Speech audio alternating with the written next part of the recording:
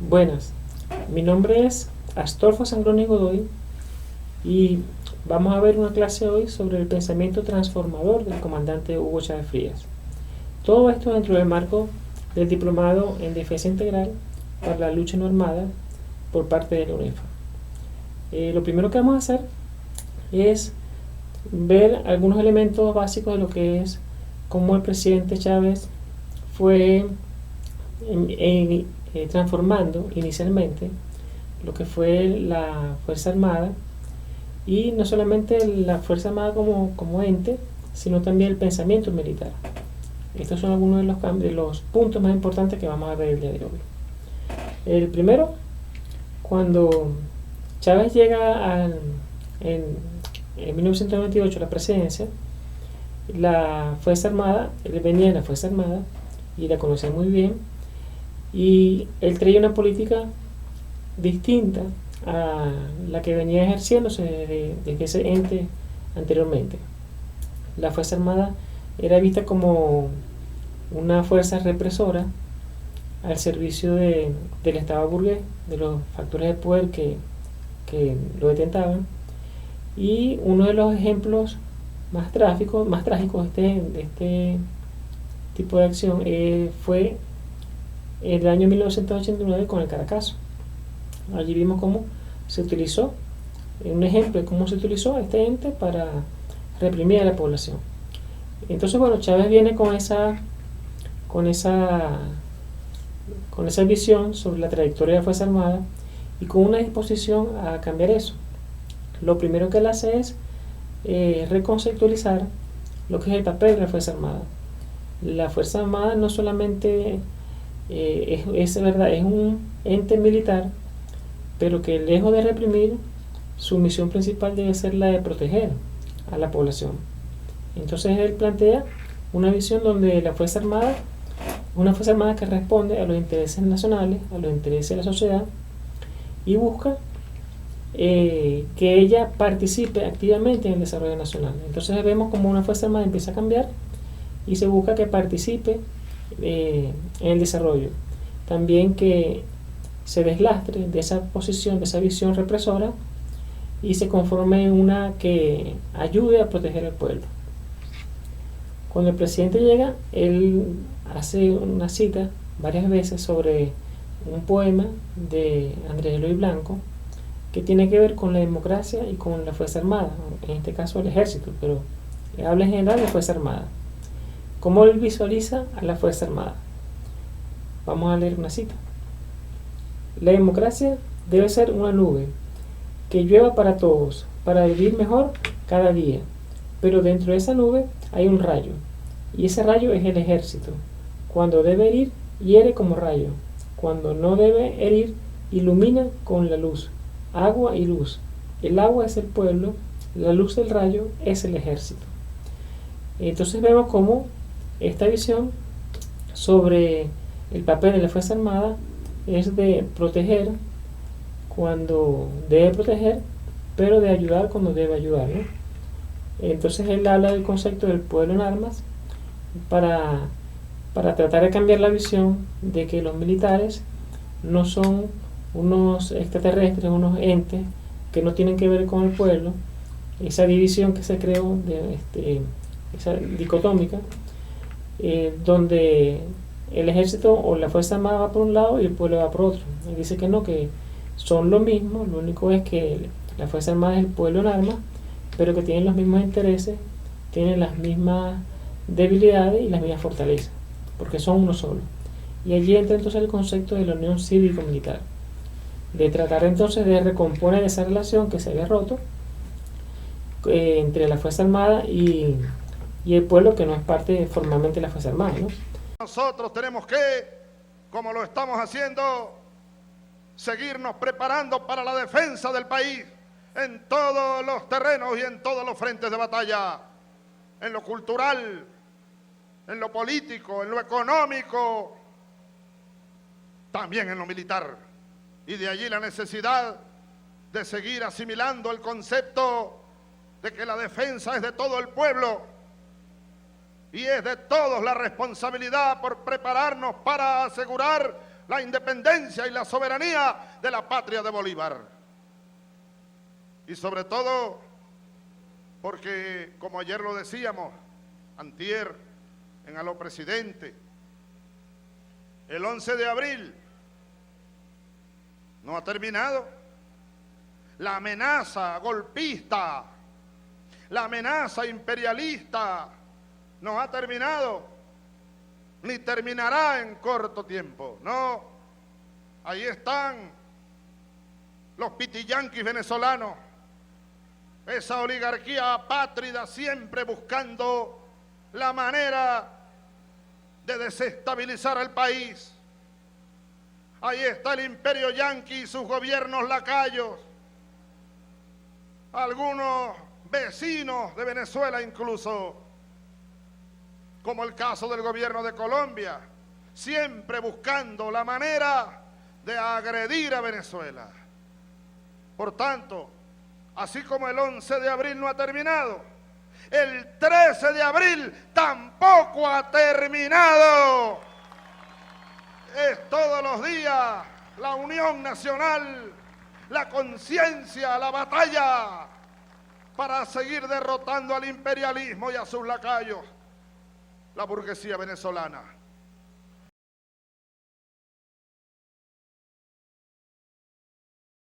Entre los cambios más relevantes, donde podemos visualizar estas cosas, tiene que ver con los cambios que se implementaron a partir del año 1999 con la aprobación de la nueva Constitución de la República Bolivariana de Venezuela. Algunos de esos cambios más importantes son lo que es la eliminación del la figura de recluta. Anteriormente, el gobierno tenía la potestad de forzar, de obligar a alguien a que fuera parte de la Fuerza Armada. Eso se acabó y ahorita actualmente el servicio militar es voluntario. Es decir, la persona, si lo desea, puede ser parte de la Fuerza Armada, pero si no, no tiene por qué ser. Otro cambio importante es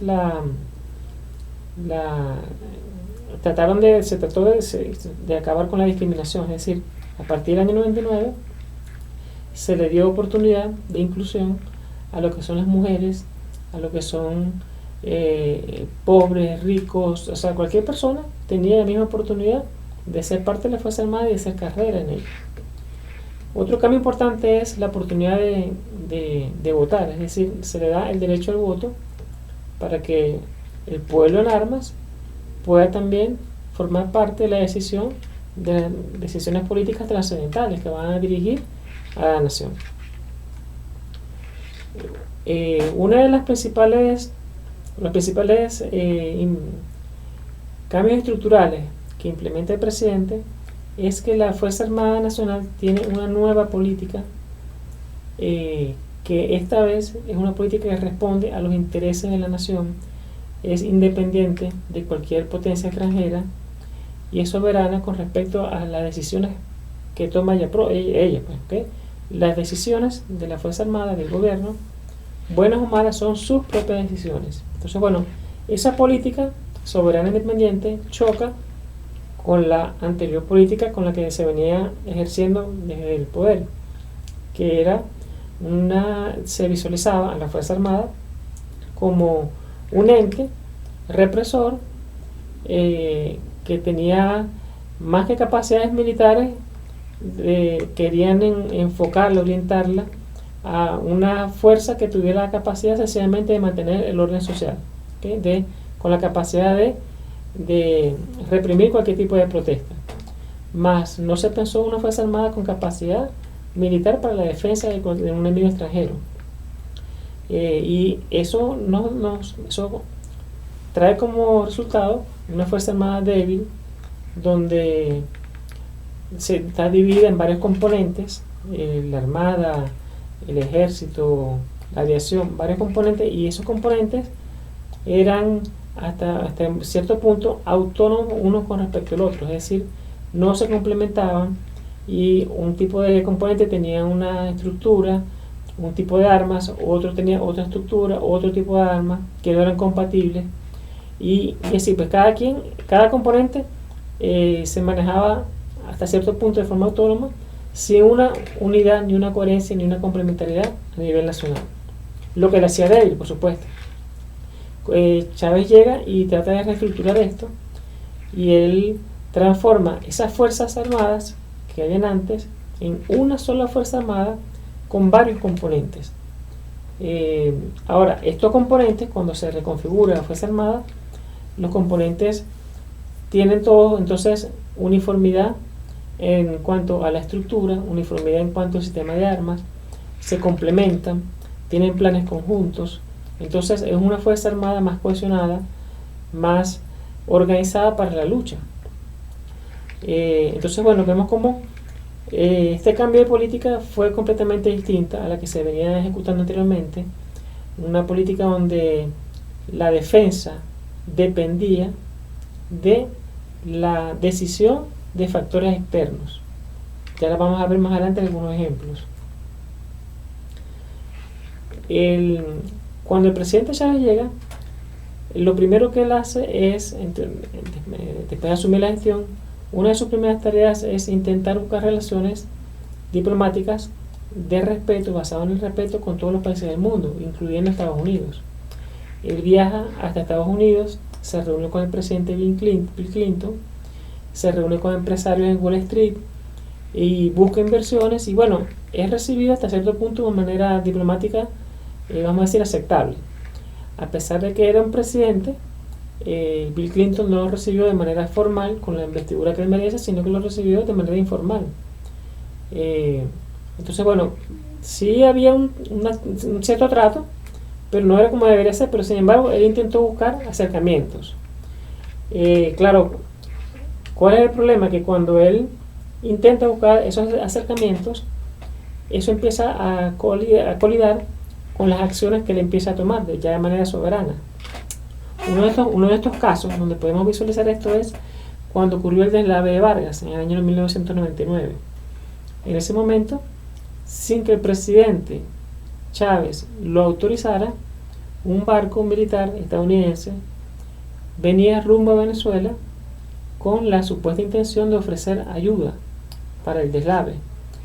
El problema, a pesar de que esa situación se podría revisar, recibir una ayuda de un país extranjero que lo ofrezca, se podría evaluar una situación de este tipo. El problema es de que esto se hacía sin autorización del presidente. Entonces, por supuesto, él dice, primero, que yo no autoricé, y segundo, que no queremos un barco lleno de militares estadounidenses que vienen supuestamente a ayudar, porque después que entran va a ser más difícil sacarlo. Y esto que Chávez planteaba se demostró que era así cuando en el año 2010 ocurrió un terremoto en Haití, donde murieron miles de personas, y Estados Unidos llevó todos sus militares para ayudar e instalaron miles de militares que hasta el día de hoy todavía están, no todos, pero sí tienen todavía presencia en Haití. Entonces, esos son los riesgos que el presidente Chávez quiso evitar.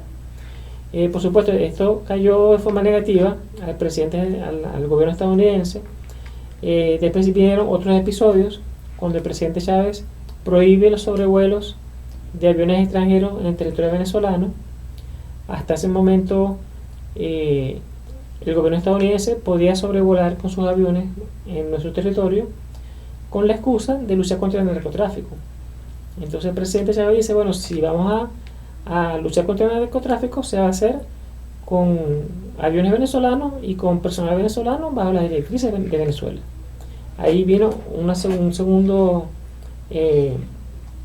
choque. Otro importante fue cuando el presidente Chávez, buscando mejorar, por supuesto, la defensa del país, quiso abordar el tema de los radares. Hasta ese momento, los radares venezolanos de la Fuerza Armada no eran propiedad de la Fuerza Armada venezolana, eran propiedad del gobierno estadounidense y era operado por militares estadounidenses en Venezuela. Cuando Chávez quiso tomar el control de esos radares, el gobierno estadounidense dijo, bueno, si no lo controlamos nosotros, no lo controla nadie. Y Chávez dijo, bueno, está bien, entonces llévense los radares. Como eran propiedad de ellos, Estados Unidos se llevó los radares. Y por un tiempo Venezuela no tuvo radares en Venezuela, en nuestro país. Entonces, esto es para que ustedes vean con las vulnerabilidades a las que estamos expuestos con una fuerza armada donde su tecnología dependía del primer país en una hipótesis de guerra que podía atacarnos. Entonces, si en tiempos de paz nos quitaban los radares, imagínense que hubiesen hecho en tiempos de guerra, lo hubiesen controlado para atacarnos. Entonces, ese tipo de cosas son las que Chávez fue desmontando poco a poco. Por supuesto, no fue fácil porque ese tipo de dependencia, ese tipo de visualización de concepción de la Fuerza Armada se implementó por muchos años, pero se empezaron a tomar acciones para ir cortando con esto, ¿no? Otra de las acciones que se tomó fue el fin de los acuerdos militares que habían con el gobierno estadounidense, que tenían desde los años 50. En la medida en que el presidente Chávez iba tomando acciones que iban buscando garantizar la independencia y la soberanía, eso iba entonces causando un malestar por parte de la Fuerza Armada norteamericana y por parte de los gobiernos de turno en Estados Unidos. Entonces, bueno, ¿cuál fue la respuesta de Estados Unidos? La respuesta fue el ataque violento. Entonces vemos cómo intentan y logran un golpe de Estado en el año 2002. Hubo otros intentos de golpe de Estado en el año 2003. Lo intentaron asesinar en diciembre del año 2002. Dirigieron un paro petrolero que duró varios meses, que derrumbó los ingresos del país. Crearon acciones violentas, lo que conocemos como guarimbas. También buscaron usar mecanismos electorales, como lo fue el referéndum. Entonces, bueno, por distintas vías la respuesta de ellos fue la agresión y el ataque. Incluso en el golpe del año 2002, militares estadounidenses participaron directamente del golpe de Fuerte Tiuna. Incluso el embajador Charles Shapiro de Estados Unidos participó, incluso tenía comunicación con todos los que estaban dando el golpe a través de radios. Entonces, en vista del nivel de penetración y de intervencionismo que hubo en esos años, el presidente decide declarar entonces la revolución antiimperialista. Él decide, mira, ya no hay posibilidad de un acuerdo de respeto, no hay posibilidad de hacer las cosas dentro del terreno democrático. Entonces él dice, bueno, vamos a declarar la revolución antiimperialista. Y es cuando entonces él invita a revisar todo otra vez, a reconceptualizar, para entonces ver cuál debe ser nuestro concepto de defensa integral en base a este nuevo escenario, a un enemigo que está declarado, que tiene apoyo en los países vecinos.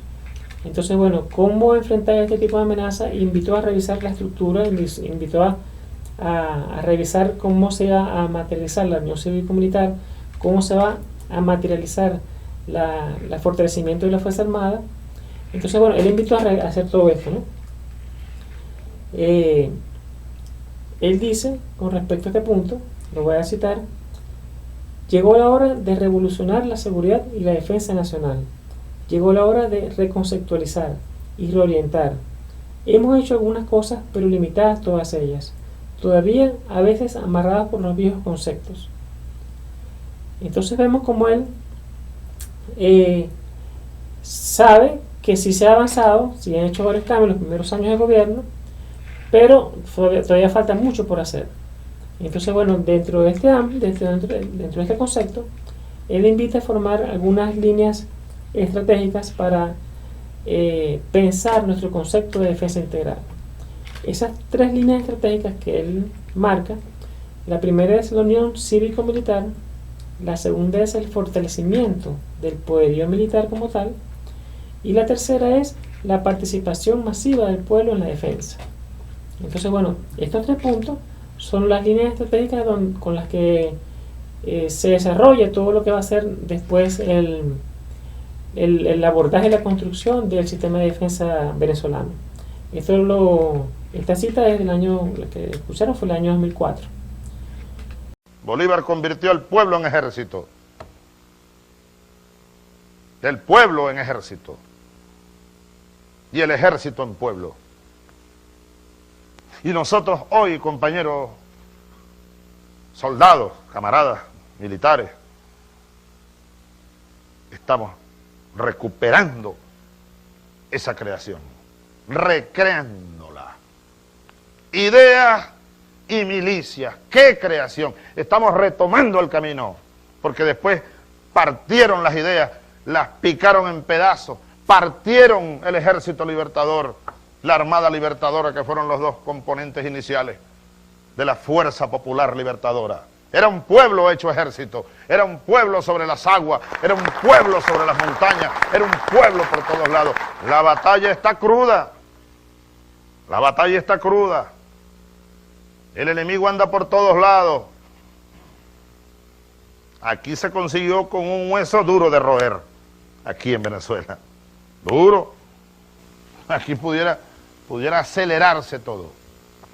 Y no en perjuicio del pueblo, no. Con esa organización, cada día hay que estar más organizado. Ideas y milicias. Ideas y partido. Ideas y organización. Proyecto, moral, mística, revolucionaria. Ejército y pueblo, pueblo y ejército. Fuerza Armada y su pueblo.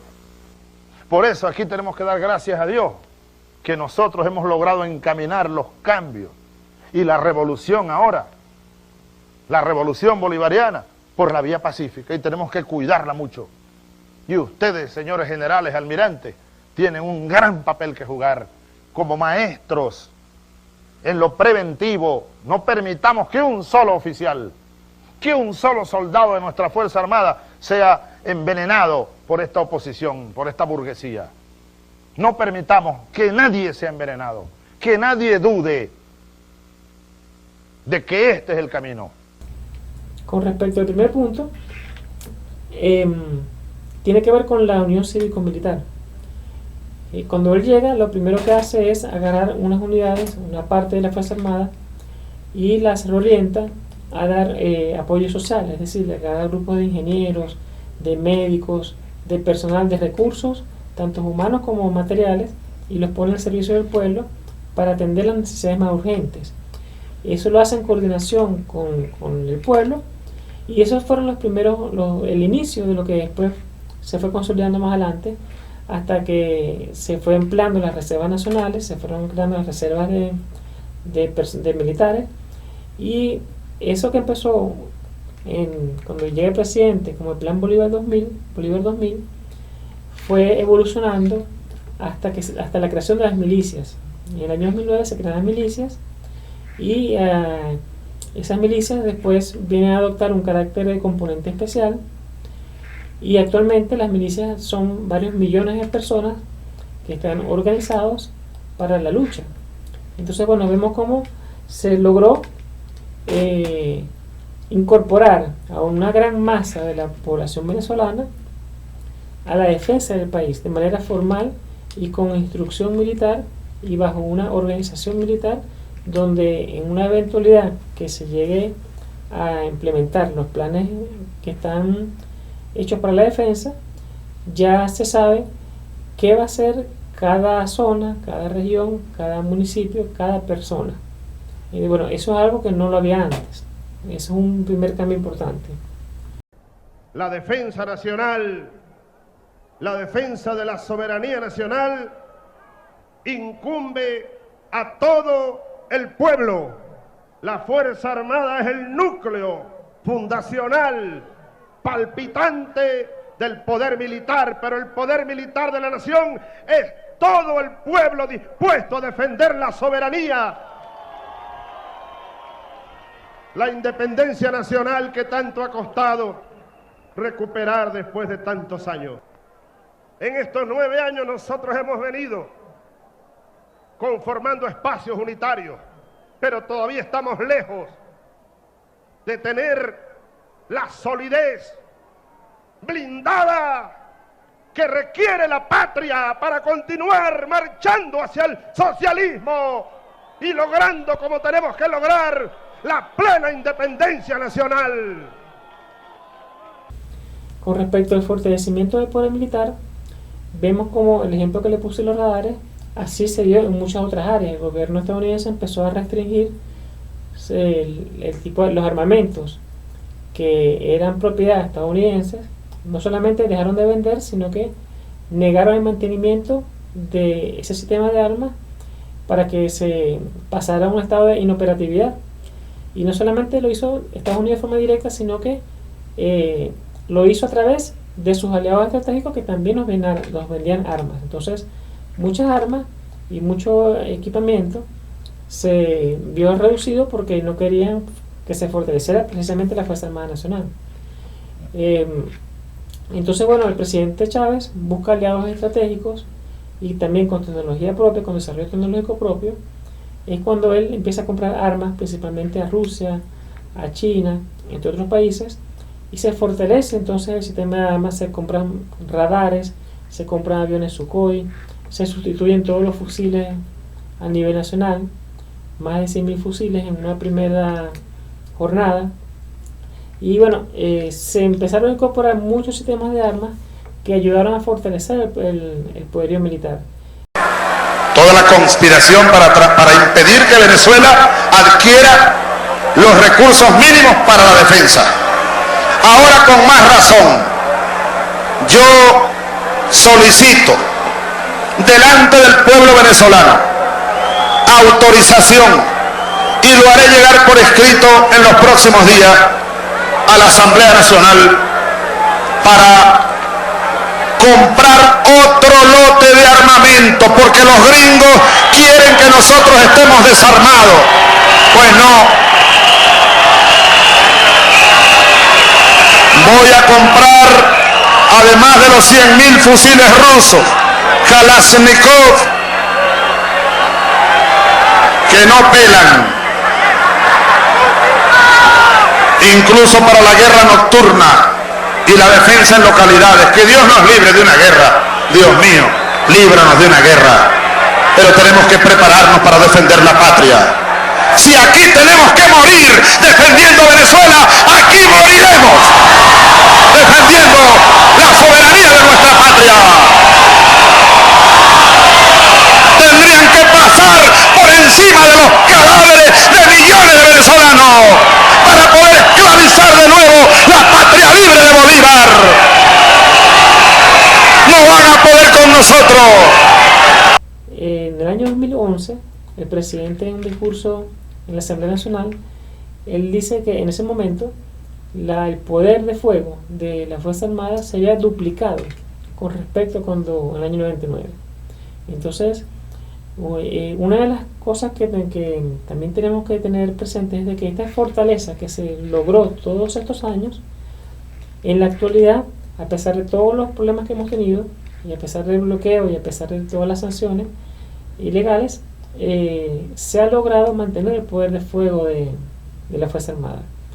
Y este es uno de los principales factores de disuasión, por lo cual todavía no hemos llegado a un conflicto militar desde ese punto de vista militar, ¿no? Y el tercer punto, este punto también tiene que ver con lo que es el poderío militar. No solamente son armas, sino también una estructura organizativa. Se reestructuró la Fuerza Armada y se crearon lo que fueron un comando estratégico, que es el CEOFAM, que es el que se encarga de coordinar todas las acciones en cualquier eventualidad de la Fuerza Armada Nacional. Se crearon las zonas de defensa integral, las regiones de defensa integral y las áreas de defensa integral para tener una visión por sectores, desde el punto de vista territorial, para poder tener una visión y un control de las funciones de la Fuerza Armada, ¿no? Entonces, esta reorganización también fortalece la capacidad de despliegue de la Fuerza Armada Nacional Bolivariana, y es lo que es otro factor de disuasión también que ayuda a aumentar el poderío militar. No solamente es la formación desde el punto de vista o el incremento de la capacidad de armas, ¿no?, y de reorganización, sino también la formación del personal. Es decir, se consolida, se crean en el transcurso de estos años lo que es la Universidad Militar Bolivariana y lo que es la UNEFA. La primera orientada principalmente al sector militar, y la segunda está orientada tanto al sector militar como al sector civil. Ambas son los pilares fundamentales que también rigen los estudios a nivel nacional, pero son los principales ejes que marcan lo que es la formación militar para la defensa y para el desarrollo del país.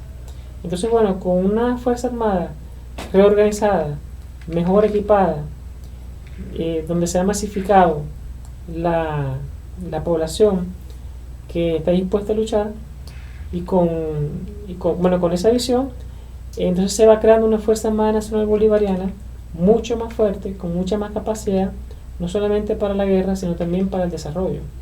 Entonces, desde ese punto de vista, la Fuerza Armada Nacional Bolivariana de hoy es muy distinta a la del año 1998. Dependencia para el desarrollo integral del país, para poder convertir a Venezuela en un país potencia. Es como un caballo, tú puedes tener, ¿cómo se llama el caballo aquel que ganó no sé cuántos premios? Cañonero, pero lo tienes amarrado, maneado, como dicen allá en el llano, Drubal. Está maneado, ¿qué va a correr Cañonero? Suéltalo para que él corra. Que se levante, Venezuela se levantó. Y hoy Venezuela trota con sus propios pies y piensa con su propia cabeza.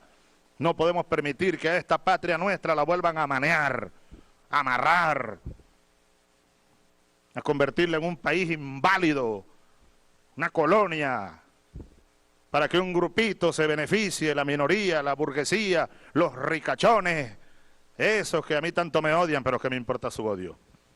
Y a nosotros, y que andarán siempre, oído al tambor, tratando de dividirnos, de dividir a la Fuerza Armada, de meter intrigas, de buscar descontento. Ellos siempre, no, hay descontento en los cuarteles, andan a la búsqueda, y en la búsqueda, y llamando gente, y buscando gente a ver si dan otro golpe.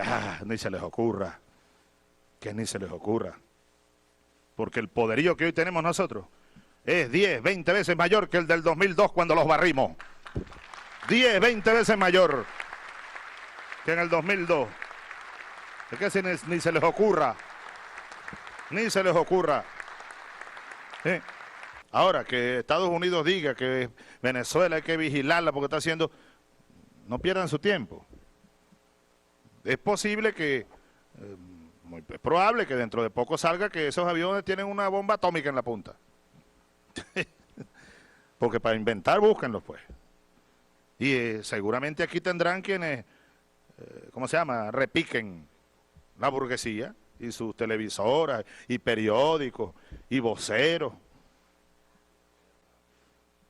Nosotros no tenemos planes para agredir a nadie, pero que nadie se vaya a equivocar con nosotros. Que nadie se vaya a equivocar. Estamos obligados a defender con nuestra vida la independencia de nuestro país. Con nuestra vida. El camino hacia la grandeza de la patria. Para dejarle, bueno, a las futuras generaciones que ya están creciendo, están nuestros hijos, nuestros nietos. Ahí está esa juventud, ahí están esos niños, esas niñas. Ellos son los dueños de la patria que están haciendo. Todo lo que hacemos nosotros es para ellos y para ellas, como diría el gran José Martí. El tercer punto tiene que ver con la participación popular masiva en la defensa. Ahora, esto es una línea estratégica, pero ¿cómo se materializa? ¿Cómo se lleva eso a la práctica? Y aquí entra entonces lo que es el sistema defensivo territorial, que es el objeto de estudio de este diplomado. El sistema defensivo territorial es la forma en que se organiza la Fuerza Armada, en que se coordina con el sector civil para poder ejecutar toda la capacidad operativa de la Fuerza Armada Nacional Bolivariana, tanto en una situación donde no implique la guerra directa o la guerra militar, la agresión física, sino también en otro tipo de actividades.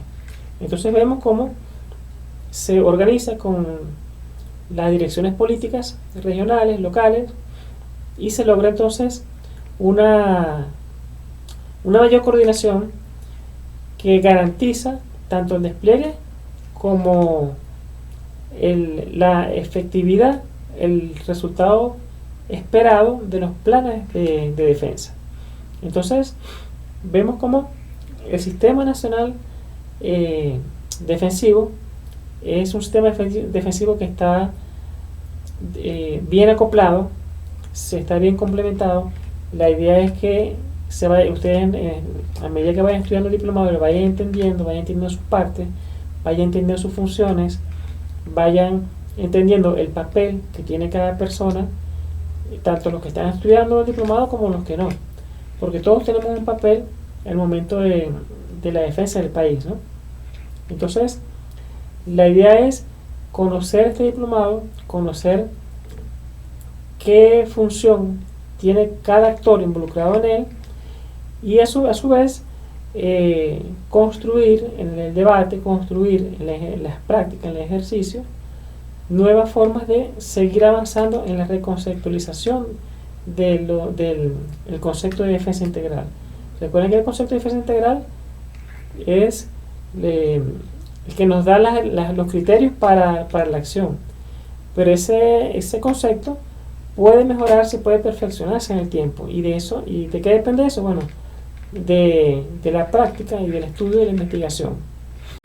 Y digo esto porque el imperio norteamericano ha tratado en los últimos 2 años, después que fue derrotado en su intento de barrer con Venezuela y de adueñarse del país y del puente y del reservorio energético, pues han tratado de aislarnos de nuestros hermanos y han estado sembrando cizaña y han estado haciendo presiones, tratando de chantajear, tratando de manipular, de engañar.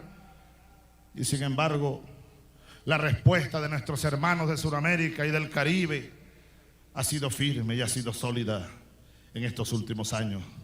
Desde aquí, a nombre del pueblo venezolano, a nombre del ejército venezolano, a nombre de la Fuerza Armada venezolana, nuestro agradecimiento a los gobiernos de Sudamérica, del Caribe, a los pueblos de este continente por su solidaridad firme con Venezuela. Hoy Venezuela está más acompañada que nunca en el concierto internacional, no solo en este continente, en África, en Asia, en Europa, en el mundo todo. El mundo todo sabe lo que está ocurriendo en Venezuela. Pero últimamente han arreciado las agresiones. Y últimamente veíamos un documento de distintos organismos de inteligencia de los Estados Unidos. Y en ese documento y muchos otros se habla de planes militares contra Venezuela. Sepa el mundo que nosotros no queremos guerra, pero estamos listos para la guerra. Y estaremos siempre listos para la guerra. Así como el ejército libertador se dispersó por este inmenso territorio y se convirtió en montaña, se convirtió en selva, se convirtió en ríos, se convirtió en lagunas, en lagos, se metió debajo de las aguas, debajo de los ríos, en la profundidad de las sabanas, en la profundidad de la selva, se fundió junto al pueblo, se abrazó con el territorio y jugó con el tiempo desde 1810 hasta 1821. Igual haríamos nosotros ante una invasión del gobierno más poderoso de la tierra. Esos tanques, esos soldados, esas armas, este pueblo, nos dispersaríamos, nos haríamos tierra, nos haríamos aire, nos haríamos agua y conduciríamos una guerra de resistencia. Jugaríamos con el tiempo. ¿Qué importa el tiempo? Lo convertiríamos en nuestro principal aliado. Y si las tropas libertadoras con Miranda con Piar, con José Félix Rivas, con Bolívar, con Sucre.